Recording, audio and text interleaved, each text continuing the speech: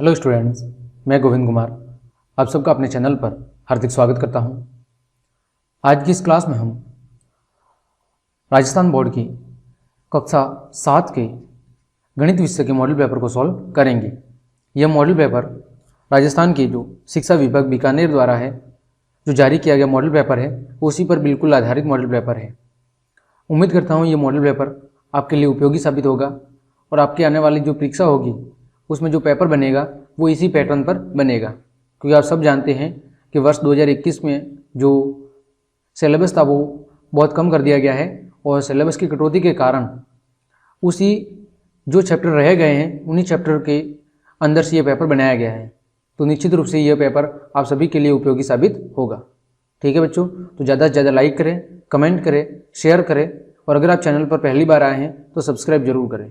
तो बच्चों, आपका जो पेपर है वो 2.5 घंटे का होगा और पूर्णांक कितने होंगे? 50 अंकों का ये पेपर होगा, जिसके अंतर्गत देखो बच्चों, पहले भाग में 1 से लेकर 6 तक प्रश्न 1 नंबर के होंगे, फिर 2 से 8 तक ये भी 1 नंबर के होंगे, 9 से 13 तक के प्रश्न 2 नंबर के होंगे, 14 से 16 तक 3 नंबर के, 17 से 18 तक 4 नंबर के और 19 से 20 तक 5 नंबर के, यानी टोटल 20 प्रश्न होंगे। ठीक है बच्चों, देखिए सबसे पहला भाग, इसमें पहला प्रश्न लिखा गया है -8 माइनस का 18 का हल होगा। इसका हमें हल करना है। देखो बच्चों, तो क्या होगा हल? देखो माइनस का 18, जब माइनस और इस माइनस का गुणा होगा, इस ब्रैकेट का मतलब क्या होता है? गुणा। तो जब माइनस माइनस का गुणा होगा तो क्या हो जाएगा? प्लस। तो बच्चों माइनस का 18 प्लस का 18, और जब बच्चों 18 में से 18 जाता है तो कितना आता है? 0। कितना आता है? 0। तो इसका आंसर हो जाएगा ऑप्शन नंबर डी।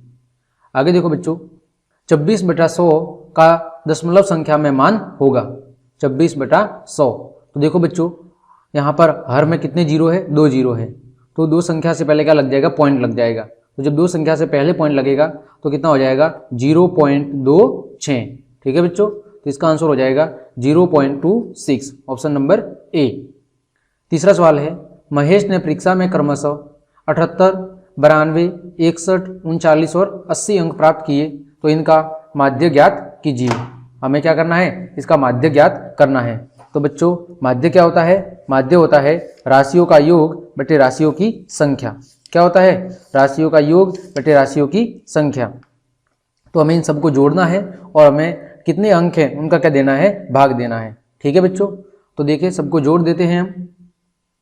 तो जोड़ने के लिए आप यहाँ पर साइड में जोड़ दें, मैं अलग से लिख रहा हूँ। यहाँ पर देखो 78, इन सबको जोड़ो। 78, फिर 92, फिर 61, फिर 39 और फिर 80, इन सब की जोड़ करनी है। तो देखो बच्चों, 8 और 2 10, 10 और 1 11, 11 और 9 कितने हो जाएंगे? 20, 20 का 0 हासिल 2, 7 और 2 9, 9 और 9 18, 18 और 6 24, 24 और 3 27, 27 और 8 कितने हो जाएंगे? 35, मतलब कितना हो गया? 350। ठीक है बच्चों, अब हमें 350 ये क्या हो गया? राशियों का योग बटे में राशियों की संख्या। कितने अंक है? 1 2 3 4 5, 5 का देना है भाग। तो बच्चों 5 7 35, पीछे 0 यानी कि 70। ठीक है, आगे देखो, 2 संपूरक कोणों का योग होता है। तो बच्चों आपने पढ़ा होगा कि वे 2 कोण जिनका योग 180 डिग्री होता है एक दूसरे के संपूरक कहलाते हैं। तो यानी कि 2 संपूरक कोणों का योग कितना होता है? 180 डिग्री। आगे देखें, समबाहु त्रिभुज का प्रत्येक कोण होगा। तो बच्चों समबाहु त्रिभुज क्या होता है? एक ऐसा त्रिभुज जिसकी तीनों भुजा आपस में कैसी होती है? बराबर होती है। देखो, सम का मतलब समान और बाहु का मतलब भुजा, यानी जिसकी तीनों भुजा समान होती है। और प्रत्येक कोण कितना होता है? कितना होता है? 60 डिग्री का। ठीक है, तो देखो तीनों कोणों का योग कितना होगा? 180। तो जैसे ये त्रिभुज है तो इसकी तीनों भुजा कैसे होगी? बराबर। जितनी ये होगी उतनी की उतनी ये और उतनी की उतनी ये, और प्रत्येक कोण भी कैसा होगा? बराबर। 60, 60 और 60। तो ऐसे त्रिभुज को हम समबाहु त्रिभुज कहते हैं। आगे देखो बच्चों, 2 की घात 0 का हल है। तो बच्चों आप ध्यान रखेंगे, जब भी किसी संख्या की घात 0 होती है तो उसका आंसर कितना होता है? 1। चाहे वो 2 की घात 0 हो, इसका मान भी 1 होगा। चाहे 10 की घात 0 हो, इसका मान भी 1 होगा। चाहे 500 की घात 0 हो, इसका मान भी कितना होगा? 1 होगा। ये आप हमेशा ध्यान रखें कि अगर किसी संख्या की घात 0 है तो उसका आंसर कितना आएगा? 1।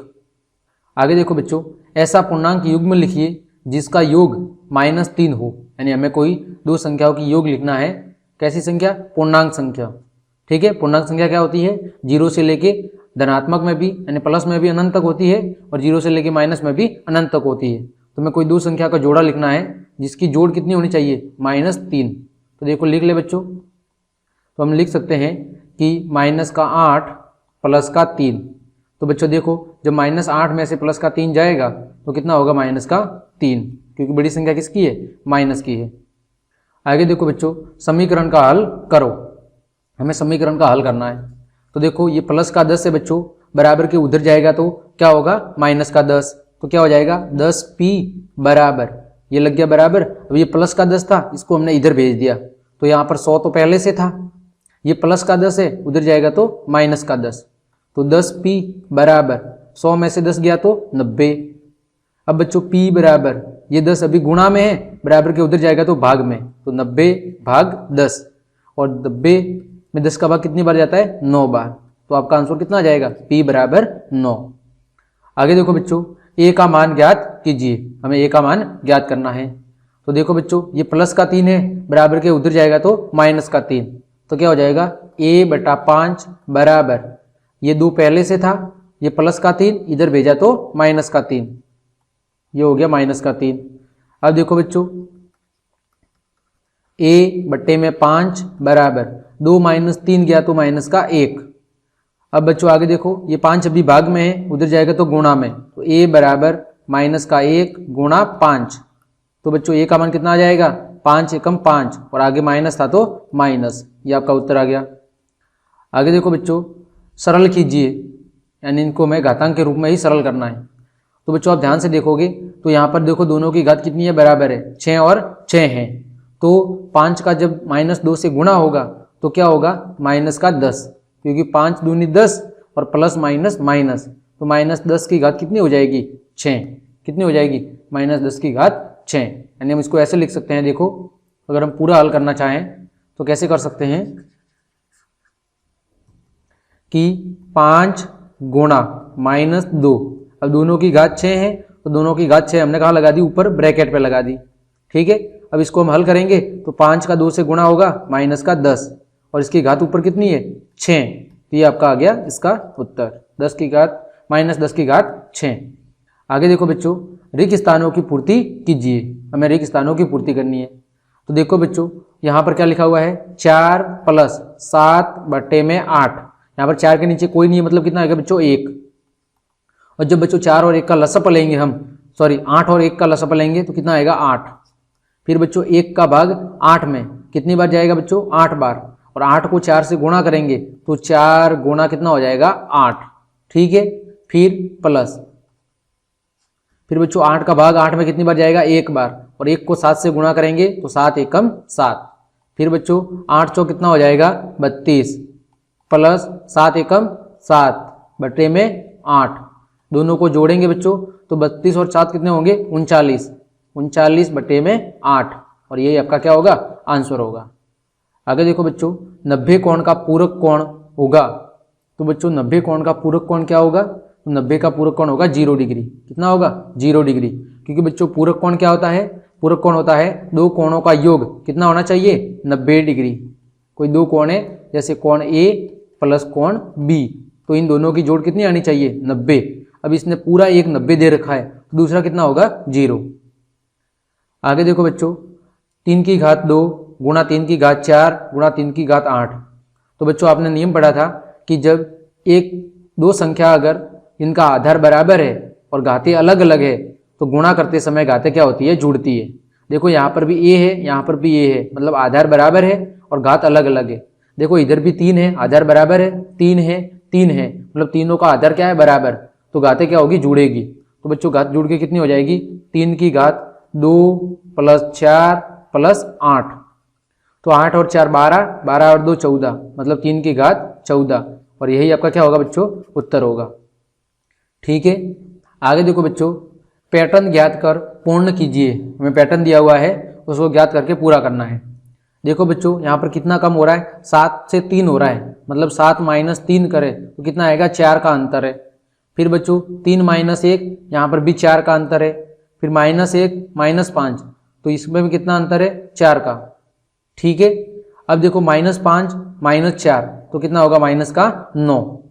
देखो बच्चों -5 -4 तो माइनस माइनस दोनों बराबर की संख्या है, तो दोनों क्या होगी, जुड़ेगी, माइनस का 9। फिर -9 में -4 जुड़ेगा बच्चों, कितना होगा, माइनस का 13, तो ये आ गया माइनस का 13। फिर बच्चों -13 में -4 जुड़ेगा तो माइनस का 17, तो ये आ गया माइनस का 17। आगे देखो बच्चों -2 -4 तो कितना जुड़ रहा है, माइनस का 2 जुड़ रहा है। ठीक है, फिर -4 -6 कितना जुड़ा, फिर से माइनस का 2, यहाँ पर भी माइनस का 2 जुड़ा, तो -8 -2 कितना होगा बच्चों, माइनस का 10, कितना होगा, माइनस का 10। फिर बच्चों -10 माइनस का 2 कितना होगा, माइनस का 12। फिर आगे बच्चों -12 -2 तो कितना होगा, माइनस का 14, माइनस का 14। ये आपके रिक्त स्थानों की पूर्ति हो गई। आगे देखो बच्चों, निम्नलिखित को किलोग्राम में व्यक्त कीजिए। हमें हिंदी की संख्याओं को किलोग्राम में व्यक्त करना है। तो बच्चों आपको सबको पता होगा कि 1 किलोग्राम बराबर कितने ग्राम होता है, 1000 ग्राम होता है। ठीक है, अब हमें ग्राम को किस में बदलना है, किलोग्राम में, तो हम क्या देंगे, 1000 का भाग देंगे। तो देखो पहले में क्या हो जाएगा, 200 बटे में 1000। ठीक है, तो कितना हो जाएगा, 2 जीरो से 2 जीरो कट गया, और जब 2 में अंदर हम 10 का भाग देंगे तो बच्चों आधार में 1 जीरो है, तो एक संख्या से पहले क्या लगेगा, पॉइंट लगेगा, तो 0.2 किलोग्राम। ठीक है, फिर दूसरा देखो बच्चों 4 किलोग्राम, तो 4 किलोग्राम तो ऐसा का ऐसा, फिर प्लस 8 ग्राम तो 8 बटे में 1000। ठीक है बच्चों, तो ये कितना हो जाएगा, 4 प्लस 8 के अंदर 1000 का भाग देंगे तो तीन संख्या से पहले क्या लगेगा, पॉइंट, क्योंकि आधार में कितने जीरो है, 3 जीरो है, तो 3 संख्या के बाद पॉइंट, मतलब 0.008। अब इन दोनों को जोड़ेंगे तो 4, ये कितना बन जाएगा, 4 के बाद दशमलव लग जाएगा, तो 4.008 किलोग्राम। ठीक है बच्चों, हमने क्या किया, 8 में 1000 का भाग दिया, तो आधार में 3 जीरो थे, तो 3 अंकों से पहले क्या लग जाएगा, दशमलव, तो 1 अंक तो पहले से था 8, इसके आगे हमने 2 जीरो और जोड़ दिए, फिर इन दोनों की जोड़ कर दी, तो कितना हो गया, 4.008 किलोग्राम। आगे देखो बच्चों, 35 डिग्री व 80 डिग्री के पूरक कोण बताइए। तो बच्चों अभी हमने देखा था कि पूरक कोण क्या होता है, वे दो कोण जिनका योग कितना होता है, 90 डिग्री, यानी कोण ए प्लस कोण बी बराबर 90 डिग्री। तो बच्चों देखो, अगर एक कोण 35 डिग्री है तो दूसरा कितना होगा, तो देखो 35 डिग्री प्लस कोण बी बराबर 90, तो कोण बी कितना हो जाएगा, दूसरा वाला कोण 90 डिग्री माइनस 35 डिग्री, क्योंकि ये प्लस का है, बराबर के उधर जाएगा तो माइनस का, तो कोण बी बराबर 90 माइनस 35। तो देखो 10 में से 5 गया 5, यहाँ पर 8 में से 3 गया तो 5, 55 डिग्री, यानी 55 और 35 की जोड़ कितनी होगी, 90 होगी। फिर इसी तरह दूसरा देखो कितना दिया हुआ है, 80, तो देखो 80 डिग्री प्लस कोण बी बराबर 90 डिग्री, तो कोण बी बराबर 90 डिग्री माइनस, ये प्लस का था उधर जाएगा तो माइनस का 80 डिग्री, कोण बी बराबर कितना हो जाएगा बच्चों, 10 डिग्री, क्योंकि 80 और 10 को जोड़ने पर कितना होता है, 90 होता है। आगे देखो बच्चों, प्रश्न संख्या 12 की दी गई आकृति में ए बी और सी डी एक दूसरे को ओ बिंदु पर समद्विभाजित करती है। क्या करती है, समद्विभाजित, मतलब 2 समान भागों में बांटती है। पहला प्रश्न है, दोनों त्रिभुजों ए ओ सी और बी ओ डी में बराबर भागों के 3 युग्म लिखिए। हमें बराबर भागों के 3 जोड़े लिखने हैं कि कौन कौन से 3 भाग क्या है, बराबर है। अब देखो बच्चों, कौन कौन से 3 भाग बराबर है। पहला भाग देखो, ये वाली दोनों रेखा इसके बराबर है, यानी ओ सी बराबर ओ डी, तो पहले का आंसर हो जाएगा, पहला भाग है ओ सी बराबर ओ डी। ठीक है, दूसरा भाग इसमें कौन सा बराबर, देखो ओ ए किसके बराबर है, ओ बी के, ओ ए बराबर किसके है, ओ बी के। फिर बच्चों देखो, ये वाला कोण और ये वाला कोण क्या होंगे, आपस में बराबर। आप चाहे तो लिख ले, 1 और 2, कोण 1 बराबर कोण 2। कारण क्या है, आपने पढ़ा था शीर्षाभिमुख कोण, यानी जब 2 रेखाएं एक दूसरे को प्रतिच्छेद करती है तो उनके द्वारा बनने वाले जो कोण होते हैं वो दोनों शीर्षाभिमुख कोण, यानी आमने सामने के कोण कैसे होते हैं, बराबर होते हैं।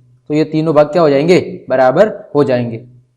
आगे देखो बच्चों, दूसरा, निम्न कथनों में से कौन से कथन सत्य है कि AOC सर्वाग्र सम है DOB के? क्या दोनों सर्वाग्र सम है? तो हाँ, बिल्कुल सर्वाग्र सम है। कौन से नियम से? देखो, जो अभी हमने लिखा है, दो भुजा है और एक कोण है, तो कौन से नियम से सर्वाग्र सम है? SAS, भुजा कोण भुजा, कि दो तो भुजा बराबर है, देखो ये दोनों भुजा है और एक कोण है, तो ये दोनों क्या है? सर्वाग्र सम है। फिर देखो AOC सर्वाग्र सम BOD, देखो AOC, ठीक है। फिर BOD, AOC और BOD, और दूसरे पहले में क्या था? DOB। तो इससे क्या फर्क पड़ेगा? उससे कोई फर्क नहीं पड़ेगा बच्चों, ठीक है। दोनों भाग क्या है? बराबर ही है, क्योंकि देखो AOC ये वाला त्रिभुज है और BOD कौन सा वाला त्रिभुज है? ये वाला त्रिभुज है। तो दोनों त्रिभुज ये क्या है? ये दोनों कथन सत्य है। ये भी कौन से नियम से? SAS नियम से। कैसा है? सर्वाग्र सम है। क्योंकि देखो बच्चों, केवल संख्या आगे पीछे की है, त्रिभुज तो वो का वही है, BOD लिखा है, इसमें DOB लिखा है, इसमें BOD लिखा है, तो दोनों त्रिभुज क्या है? भुजा कोण भुजा नियम से सर्वाग्र सम है, यानी ये कथन सत्य है। आगे देखो बच्चों, बीजीय व्यंजकों को जोड़िए, यानी बीजीय व्यंजक की हमें क्या करनी है? जोड़ करनी है, ठीक है बच्चों। तो जोड़ कैसे करते हैं? हमने सीखा था कि जोड़ करने के लिए हम एक जैसे पदों को आपस में क्या करते हैं? जोड़ते हैं। तो देखो, पहले में एक जैसे पद क्या है? A + B - 3, साथ में लिख लो पहले, A + B - 3, जोड़ का निशान B - A + 3, B - A + 3, जोड़ का निशान A - B + 3, ठीक है बच्चों। अब जो एक जैसे पद है उनको साथ साथ में रख दो। देखो, एक ये रहा A, एक ये रहा A, एक ये रहा A, तो A - A + A, तो 3 बार A है। फिर बच्चों B देखो, B B B, 3 बार B है, B प्लस का B माइनस का B। फिर बच्चों देखो, माइनस का 3 है, प्लस का 3 है और प्लस का 3 है। तो देखो बच्चों क्या हो जाएगा? A - A, ये तो हो गया 0, कितना बचा? A प्लस, देखो B से B कट गया, B में से B गया तो 0, कितना बचा? B। फिर बच्चों इस 3 से प्लस के 3 में से माइनस का 3 गया तो 0, कितना बचा पीछे? 3, यानी A + B + 3, ये आगे इसकी जोड़। आगे देखो बच्चों, दूसरे वाले की जोड़, तो -7m n + 5, तो इसको मैं इधर लिख लेता हूं, तो -7m n + 5 प्लस जोड़ का निशान 12m n + 2, जोड़ का निशान 9m n - 8, जोड़ का निशान, फिर क्या है? -2m n - 2m n और -3, ठीक है बच्चों।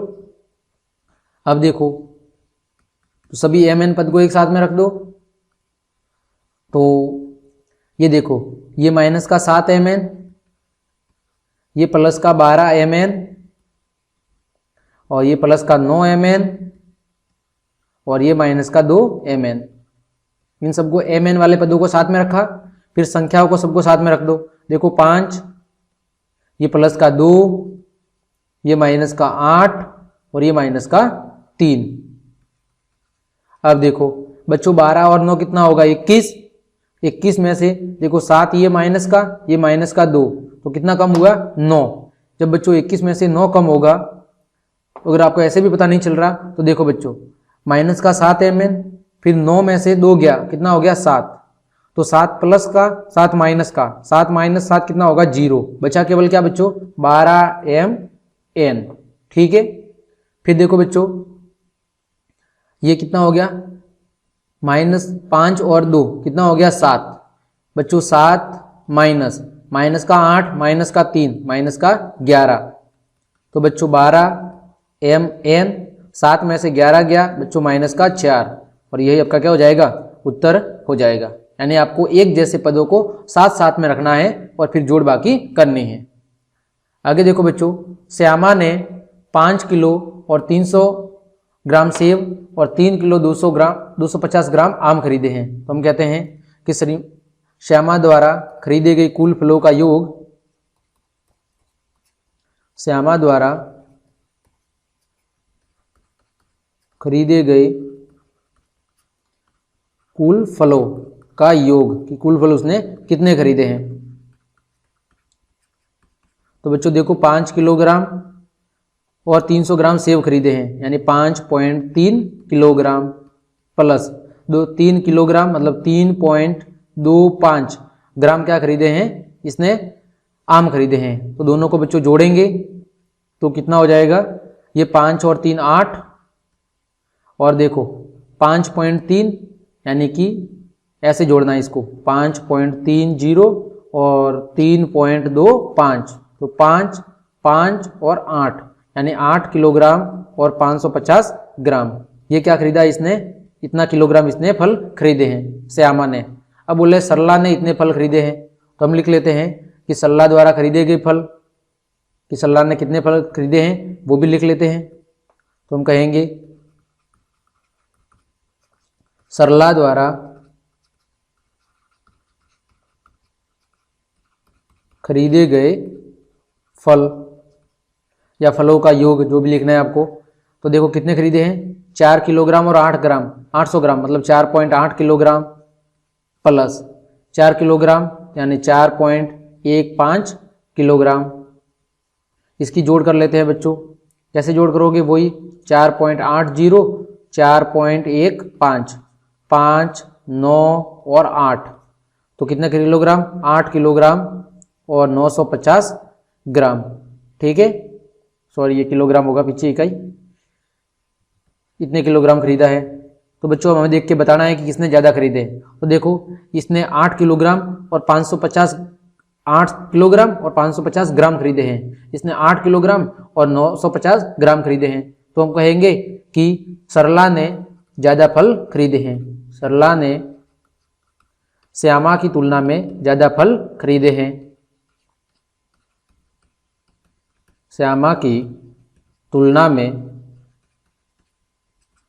ज़्यादा फल खरीदे।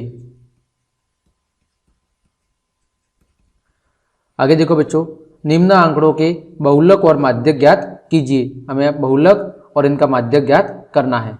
तो बच्चों बहुलक क्या होता है, बहुलक का मतलब है कि सबसे ज़्यादा बार कौन आ रहा है वो हमें बताना है। तो सबसे ज़्यादा बार जिसकी आवर्ती होती है वही क्या कहलाता है, बहुलक।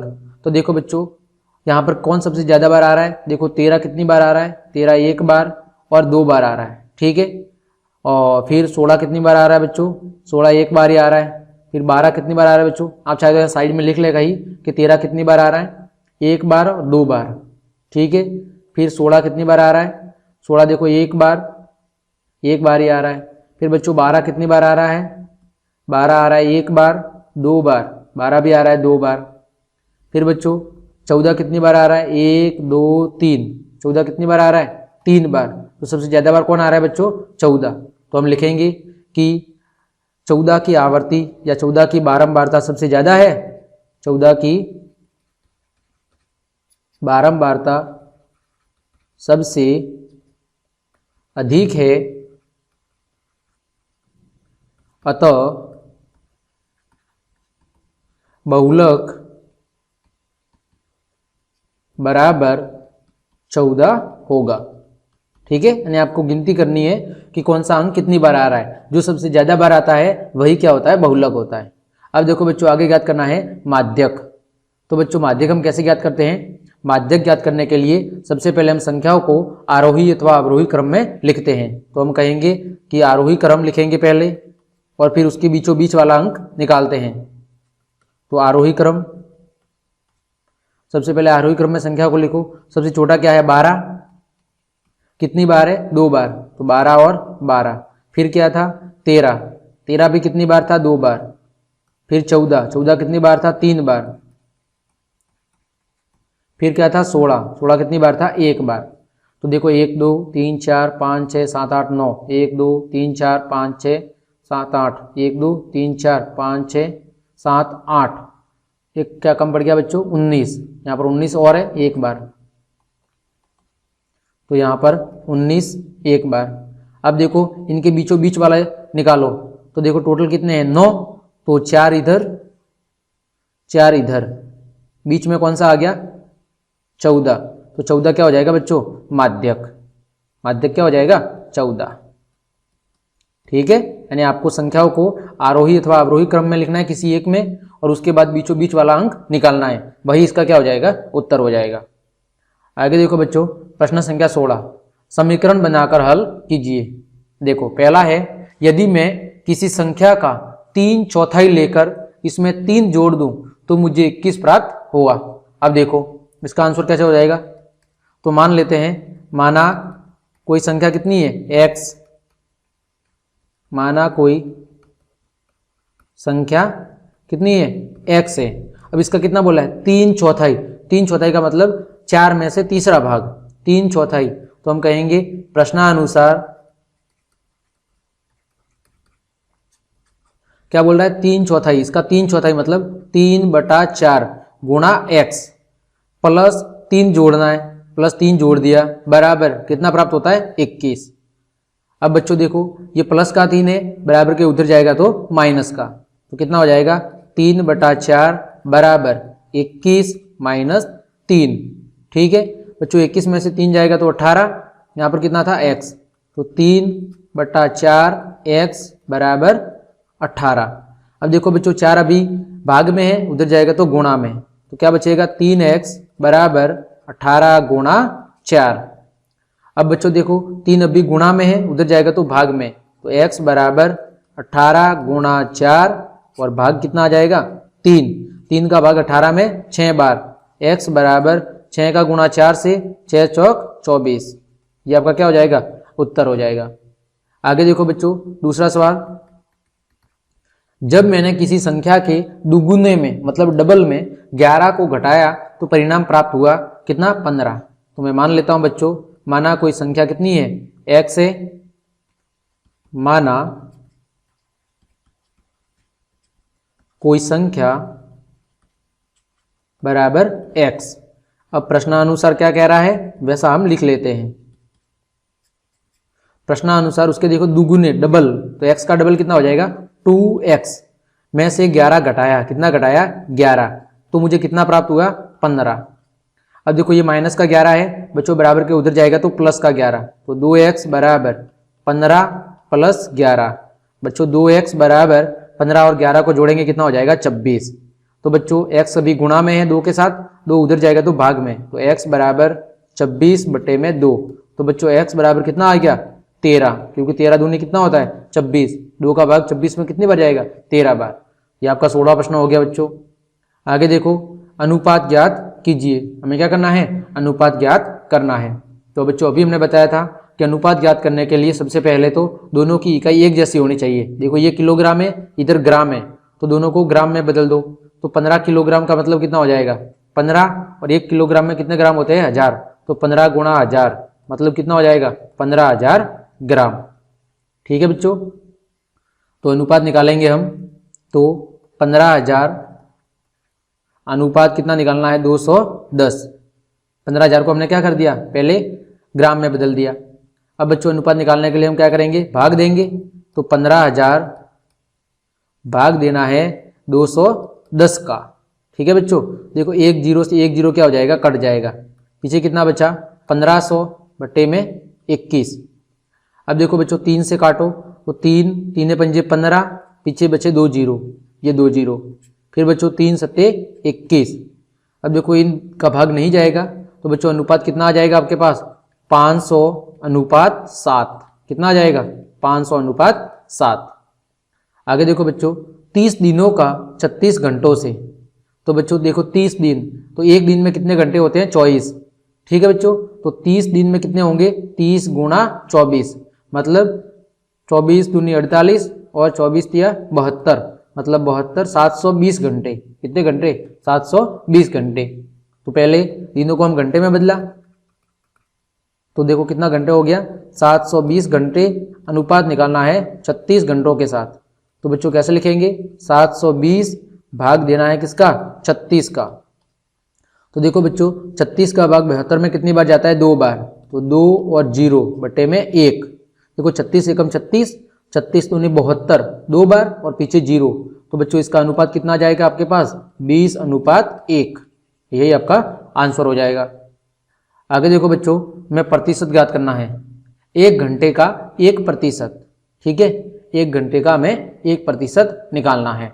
तो बच्चों 1 घंटे में कितनी मिनट होती है? 60 मिनट। तो 1 घंटे में 60 मिनट होती है, तो हम कैसे करेंगे? 60 गुणा 1% का मतलब है 1/100। तो बच्चों 0 से 0 कट जाएगा और 6/10। बच्चों आधार में कितना जीरो? 1, तो एक संख्या से पहले क्या लगेगा? पॉइंट, मतलब 0.6 मिनट। कितना निकलेगा? 0.6 मिनट। ठीक है बच्चों। फिर देखो 2500 का 20%, किसका बच्चों? 2500 का 20%। तो देखो 2500 गुणा 20% मतलब 20/100। बच्चों देखो 2 जीरो से 2 जीरो कट गए, बचा कितना? 25 गुणा 2, तो कितना हो गया? 50, और पीछे 0 मतलब 500। ये आपका हो गया उत्तर। फिर बच्चों दी गई दशमलव भिन्न को प्रतिशत में बदलिए। तो बच्चों प्रतिशत में बदलने के लिए हम क्या करते हैं? 100 से गुणा करते हैं, ठीक है। प्रतिशत में बदलने के लिए हम क्या करते हैं? 100 से गुणा करते हैं। तो प्रतिशत को बदलने के लिए हम 100 से गुणा करेंगे। तो देखो बच्चों, जब हम 0.65 का ये दशमलव हटा देंगे तो नीचे कितना आएगा बच्चों? 100। तो यानी कि संख्या पहले कितनी हुई? 65/100। अब इसको प्रतिशत में बदलना है तो किससे गुणा करेंगे बच्चों? 100 से। तो बच्चों देखो 100 से 100 कट गया, आपके पास उत्तर कितना आ गया? 65%। कितना आ गया? 65%। फिर देखो बच्चों दूसरा 2.1, तो पहले बच्चों ये पॉइंट हटा देंगे, नीचे कितना लगेगा? 10। तो संख्या क्या बन गई? 21/10। इसको प्रतिशत में बदलना है 100 से गुणा। बच्चों 10 का 100 में भाग कितनी बार जाएगा? 10 बार। और 21 का 10 से गुणा होगा बच्चों, कितना होगा? 210%। ठीक है। आगे देखो बच्चों प्रश्न संख्या 19। ये क्या है? 8 सेंटीमीटर लंबे और 5 सेंटीमीटर चौड़े एक गत्ते पर एक चित्र की पेंटिंग इस प्रकार बनाई गई कि इसकी प्रत्येक भुजाओं के अनुदिश 1.5 सेंटीमीटर चौड़ा हाशिया छोड़ा गया है। हाशिए का कुल क्षेत्रफल ज्ञात कीजिए। हमें एक पेंटिंग बनाई है और उसके चारों तरफ से कितनी चौड़ाई छोड़ी है? 1.5 सेंटीमीटर का क्या है? गैप छोड़ा है। तो हमें उस शेष क्षेत्र जहां पर वो गैप छोड़ा गया है उस हाशिए का क्या करना है? हमें क्षेत्रफल ज्ञात करना है। तो देखो बच्चों कैसे ज्ञात करेंगे। तो देखो बच्चों इसको मैं चित्र से समझाता हूं आपको। जैसे ये आपके पास एक पूरी क्यारी है, ये बाहर की क्या है? ये एक चित्र की पेंटिंग है। तो इसकी भुजा कितनी दी हुई है? 8 सेंटीमीटर लंबा है, यानी कि ये 8 सेंटीमीटर लंबा है और 5 सेंटीमीटर कैसा है? चौड़ा है। ठीक है।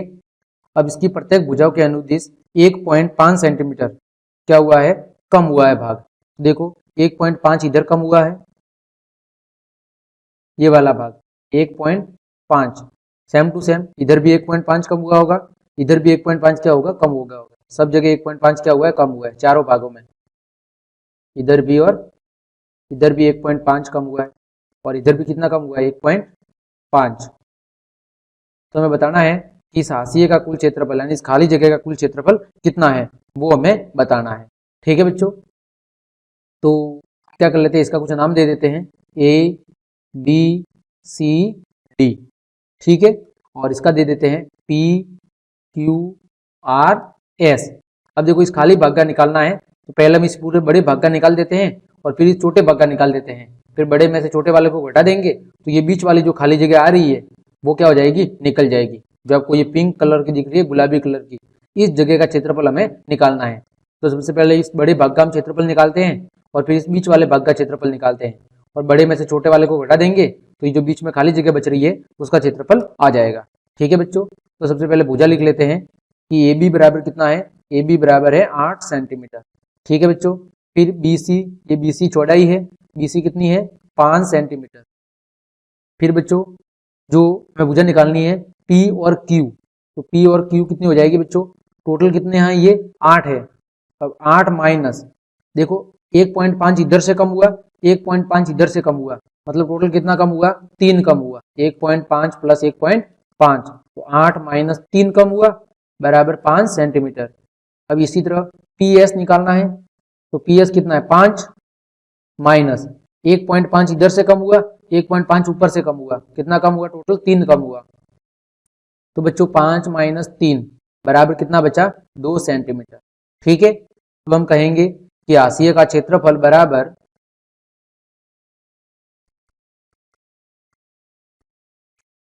हाशिए का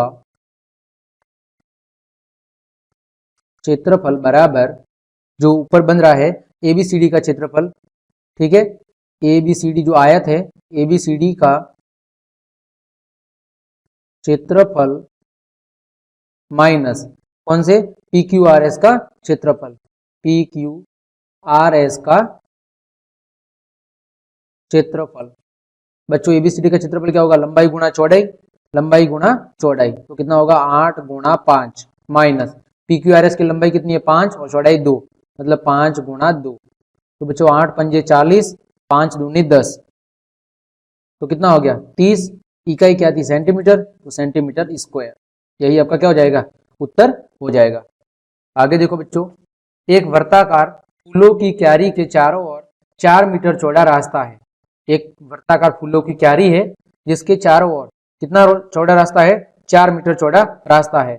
यदि फूलों की क्यारी का व्यास 33 मीटर कितना है 66 मीटर है तो इस पथ का क्षेत्रफल निकालो। देखो बच्चों चित्र बनाया हुआ है मैंने, ये एक क्यारी है, ठीक है, ये वर्ता इसके चारों ओर क्या बना हुआ है एक चौड़ा रास्ता बना हुआ है 4 मीटर का, ठीक है। इसका जो व्यास है, व्यास का मतलब यहां से लेके इस क्यारी का व्यास यहां से लेके यहां तक कितना है 66, ये वाला भाग कितना है 66 मीटर। तो त्रिज्या कितनी होगी 66 की आधी कितनी हो जाएगी 33, 33, ये भी 33 है केंद्र से लेके और ये भी कितना है 33, ठीक है बच्चों। तो ये बाहर वाली जो त्रिज्या है वो कितनी हो जाएगी, वो हो जाएगी 33, तो ये है। और बोल रहा है कि इस पथ की त्रिज्या कितनी है 4, तो 4 ये हो गई, मतलब पथ की इस अंदर वाली क्यारी की त्रिज्या कितनी है वो है 33 और इस रास्ते की पूरी यहां से लेके यहां तक की जो त्रिज्या है वो कितनी हो जाएगी 37, 33 ये और 4 ये जुड़ जाएगी। तो हम कहेंगे कि फूलों की क्यारी की त्रिज्या, हम कहेंगे क्यारी की त्रिज्या जो अंदर आपको लाल दिख रही है ये क्यारी है, तो क्यारी की त्रिज्या कितनी हो जाएगी 66/2 बराबर 33 सेंटीमीटर सॉरी मीटर, ठीक है, क्योंकि टोटल कितनी थी 66, त्रिज्या क्या होती है व्यास की आधी, तो 66 का आधा कितना हो जाएगा 33। अब पथ सहित क्यारी की त्रिज्या कितनी हो जाएगी, पथ सहित क्यारी की त्रिज्या, तो रास्ते की चौड़ाई कितनी है 4, तो त्रिज्या कितनी है 33, 33 प्लस 4 मतलब 37 मीटर, ठीक है। इस लाल भाग की 33 है और इस ब्राउन भाग की इस येलो भाग सॉरी जो ब्लू भाग है इस ब्लू भाग की कितनी है 4, तो 33 और 4 कितनी हो जाएगी 37 मीटर। अब हमें निकालना है पथ का क्षेत्रफल।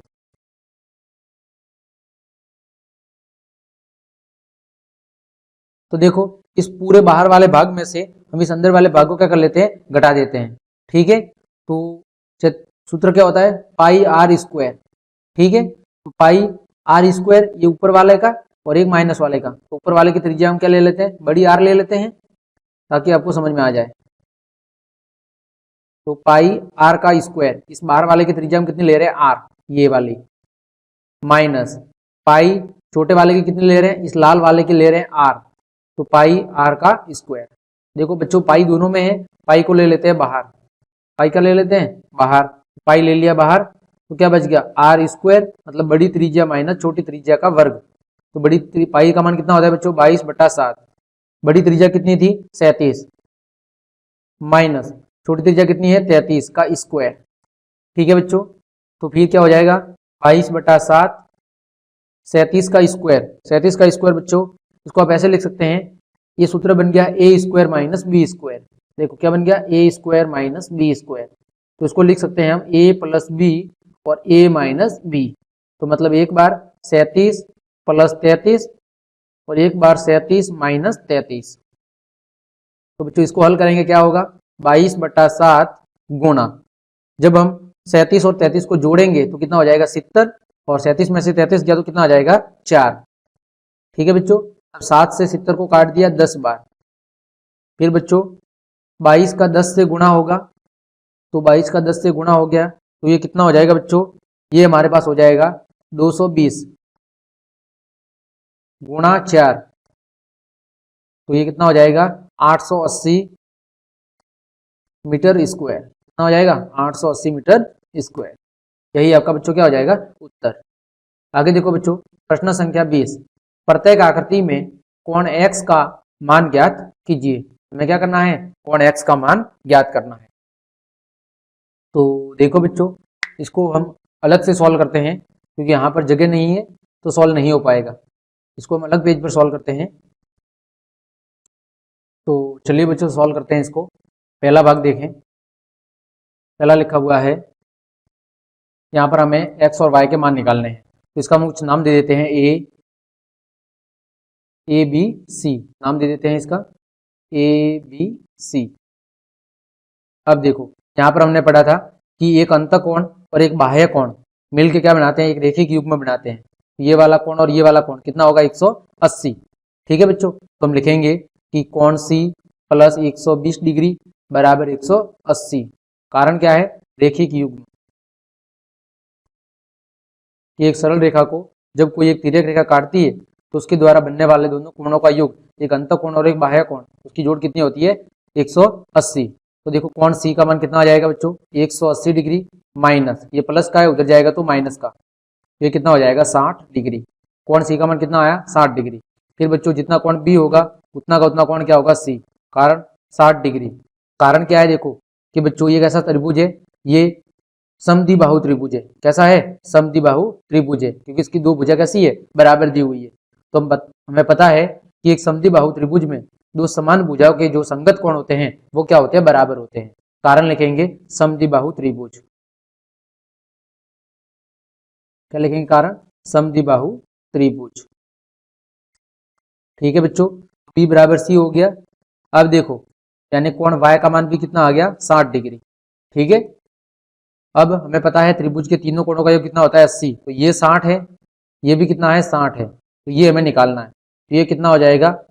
तो ये देखो हम क्या करेंगे, त्रिभुज के कोण योग गुण धर्म से त्रिभुज के तीनों कोणों का योग कितना होता है? 180। तो हम कहेंगे x प्लस वाई प्लस 60 बराबर 180 डिग्री। कारण क्या है? त्रिभुज के कोण योग नियम से, त्रिभुज के कोण योग गुण से।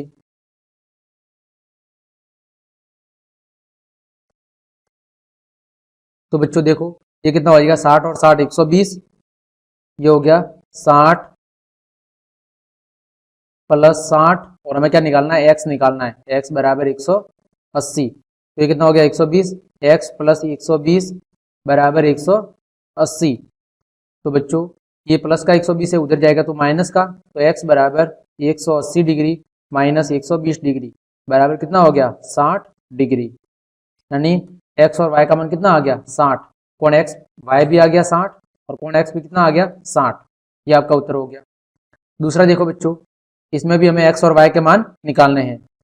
तो बच्चों देखो ये भी कैसा है? एक समद्विबाहु त्रिभुज है, क्योंकि दो भुजा बराबर दी हुई है। ठीक है, तो क्या होगा? जितना कोण b होगा उतना का उतना कोण क्या होगा? c होगा, क्योंकि ये दोनों भुजा कैसी है? बराबर है। तो इसका जितने वाला ये कोण होगा उतना का उतना ये होगा। तो हम कहेंगे कि कोण b बराबर कोण c। ठीक है बच्चों, इसका मतलब क्या हुआ? बराबर x। कारण क्या है? तो लिखेंगे समद्विबाहु त्रिभुज। समद्विबाहु त्रिभुज के संगत कोण।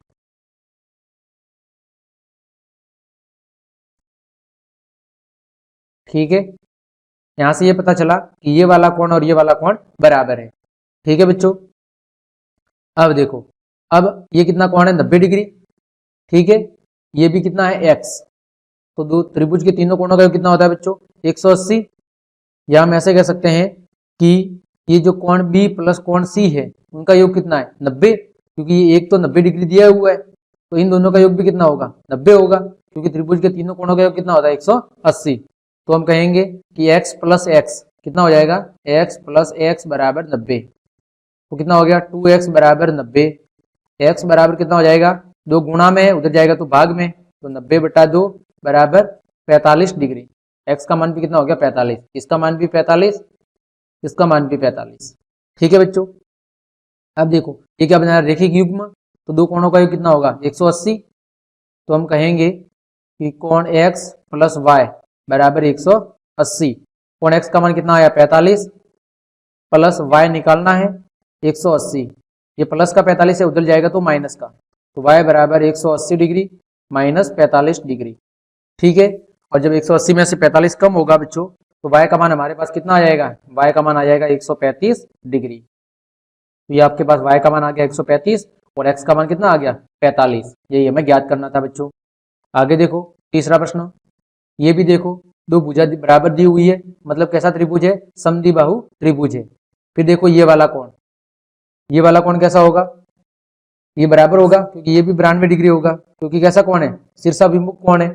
ठीक है बच्चों, तो शीर्षाभिमुख कोण है तो कोण ए बराबर कितना होगा 92, तो हम लिख लेते हैं कि कोण बी बराबर तो क्या होगा कोण सी, क्योंकि समद्विबाहु त्रिभुज के समान भुजाओं के संगत कोण क्या होते हैं बराबर, तो ये x है तो ये भी कितना होगा x, हम लिखेंगे कोण बी बराबर कोण सी। ठीक है बच्चों, यानी कोण बी बराबर कोण सी और ये किसके बराबर में होंगे x के बराबर में। ठीक है बच्चों, कारण क्या है कि वही समान भुजाओं के संगत कोण, समान भुजाओं के संगत कोण।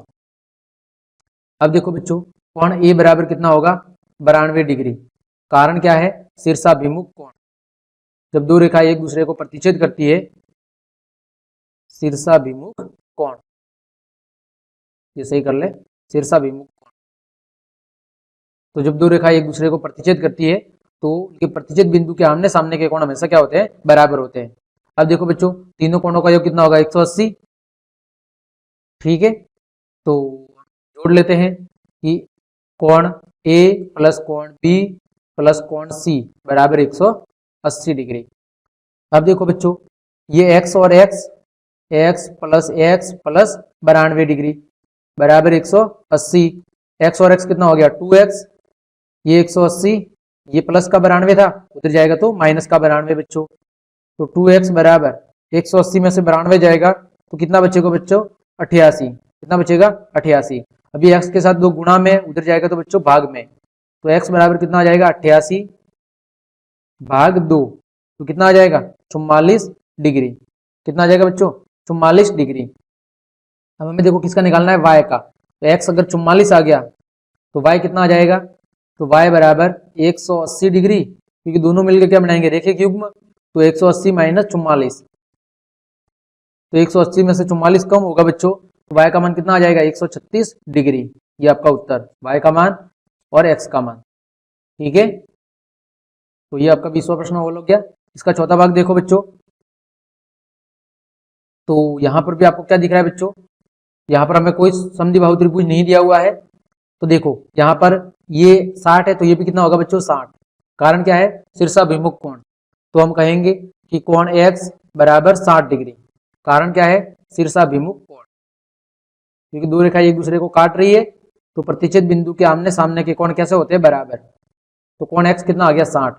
देखो अब हमें पता है त्रिभुज के तीनों कोणों का कितना होता है 80, तो कोण a प्लस कोण b प्लस कोण c बराबर 180। a का मान कितना है y, b का मान कितना है 30, c का मान कितना आया हमारे पास 60 बराबर 180, तो y प्लस 90 डिग्री, 60 और 30 को जोड़ा तो 180, ये प्लस का 90 उधर जाएगा तो माइनस का, तो 180 डिग्री माइनस 90 डिग्री, तो y बराबर बच्चों कितना हो गया 90 डिग्री। यही आपका क्या हो जाएगा बच्चों उत्तर हो जाएगा। ठीक है, तो आपका 20वें का अथवा भी पूरा हो गया। इसके अथवा में और बहुत सारे प्रश्न दिए हुए हैं, तो ये प्रश्न आपको सॉल्व करने हैं, बिल्कुल सरल है। देखो पहले में क्या करना है मैं बता देता हूँ जल्दी जल्दी, क्योंकि पेपर काफ़ी बड़ा हो गया है, समय काफ़ी ज़्यादा हो गया है, तो जल्दी जल्दी बता देते हैं। पहले में देखो त्रिभुज बनाना है PQR, जिसमें देखो PQ भुजा कितनी है 4, तो देखो हम क्या करेंगे एक त्रिभुज बनाएंगे, जैसे ये मैंने ये एक रेखा ले ली, इसकी लंबाई कितनी है 4, इसका नाम क्या है P और Q। फिर देखो यहाँ से QR एक 3 सेंटीमीटर की भुजा लेनी है, इधर चाप लगाना है। ठीक है बच्चों, क्या करना है 3.5 सेंटीमीटर का इधर चाप लगाना है। एक PR यहाँ से एक लगाना है चाप, कितने का 4 सेंटीमीटर का। ठीक है, जैसे यहाँ से हमने चाप लगाया, जैसे ये यहाँ से होकर जा रहा है, फिर एक हमने यहाँ से लगाना है जो समझ लीजिए यहाँ से होकर जा रहा है। ठीक है, वो 4 सेंटीमीटर का है, तो जहाँ पर क्रॉस होगा वहीं पे क्या बन जाएगा त्रिभुज, तो ये कितनी है, ये 4 सेंटीमीटर है पी क्यू। फिर बच्चों क्यू आर, ये वाला बिंदु क्या है आर, तो क्यू आर ये कितनी है 3.5 और पी आर कितनी है बच्चों 4 सेंटीमीटर। ऐसा हमें क्या बनाना है, एक त्रिभुज बनाना है। फिर दूसरे में भी ऐसा कैसा बनाना है, इसमें एक्स वाई कितनी है बच्चों, इसमें एक्स वाई है 4.5, तो हमें 4.5 की एक आधार रेखा खींचनी है। तो बच्चों ये समझ लीजिए हमने 4.5 की क्या खींची, एक आधार रेखा खींच दी। ठीक है, अब हमें एक 5 सेंटीमीटर खींचनी है और एक 6, यहाँ से एक 5 और एक 6, तो इसका नाम क्या है एक्स और वाई, एक्स और वाई। अब देखो हमें एक कितनी खींची है वाई जेड, वाई जेड मतलब यहाँ से कितनी खींची है 5 सेंटीमीटर, तो यहाँ से आप 5 सेंटीमीटर खींचेंगे, ये 5 खींच दी। फिर ये जेड एक्स ये कितनी खींचनी है 6, तो ये जहाँ पे कटेगी वहाँ पे क्या बन जाएगा त्रिभुज। ठीक है बच्चों, तो ये 5 सेंटीमीटर है, ये कितनी है 6 और ये कितनी है 4.5 सेंटीमीटर। ठीक है बच्चों, तो इस तरह हमने ये आपका पूरा मॉडल पेपर सॉल्व कर लिया है। इसके जो आगे वाला प्रश्न है वो आप आगे वाला प्रश्न देख लें और आपको इसे क्या करना है, इसे हल करना है। अगर आपको हल नहीं होता है तो आप मुझे कमेंट करके जरूर बताएं, ताकि मैं आपको अगले प्रश्न वाले में इसको या अगले मॉडल पेपर में इसको सॉल्व जरूर कराऊंगा। ठीक है बच्चों, तो उम्मीद करता हूँ ये सारे प्रश्न आपको अच्छे से समझ में आए होंगे, तो और आपके आने वाले परीक्षा के लिए काफ़ी उपयोगी साबित होंगे। तो ज़्यादा से ज़्यादा अपने मित्रों को शेयर करें, लाइक करें, कमेंट करें और आपसे निवेदन है कि अगर आप चैनल पर पहली बार आए हैं तो सब्सक्राइब जरूर करें। तो आज के लिए इतना ही, धन्यवाद।